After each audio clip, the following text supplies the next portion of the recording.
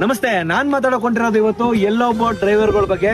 ಏನಪ್ಪಾ ಅಂದ್ರೆ ಗೌರ್ಮೆಂಟ್ ಇಂದ ರೂಲ್ಸ್ ಆಗಿದೆ, LED ಲೈಟ್ ನ ತೆಗೆದಾಕಬೇಕು, ಎಕ್ಸ್ಟ್ರಾ ಅಟ್ರಾಕ್ಷನ್ ಮಾಡ್ಸಿರೋ ಲೈಟ್ಗಳನ್ನೆಲ್ಲ ತೆಗೆದಾಕಬೇಕು ಅಂತ. ತೊಂದ್ರೆ ಇಲ್ಲ ತೆಗೆದಾಕಿ, ಆದ್ರೆ ಡ್ರೈವರ್ಗಳಿಗೆ ಗಾಡಿ ಓಡಿಸಕ್ಕೆ ತುಂಬಾ ತೊಂದರೆ ಆಗ್ತಾ ಇದೆ. TT ಗಾಡಿಲಿ 12 ಜನ ಪ್ಲಸ್ ಡ್ರೈವರ್, ಅಷ್ಟು ಎಲ್ಲರೂ ಜವಾಬ್ದಾರಿ ಕೂಡ ಒಬ್ಬ ಡ್ರೈವರ್ ಆಗಿರ್ತದೆ.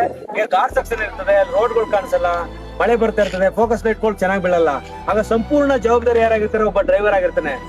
ಇಬ್ನಿ ಬರೋದ್ರಿಂದ ರೋಡ್ಗಳಲ್ಲಿ ಗಾಡಿಗಳು ಎದುರುಗಡೆ ಬರ್ತಿರೋ ಗಾಡಿಗಳು ಕಾಣಿಸಲ್ಲ.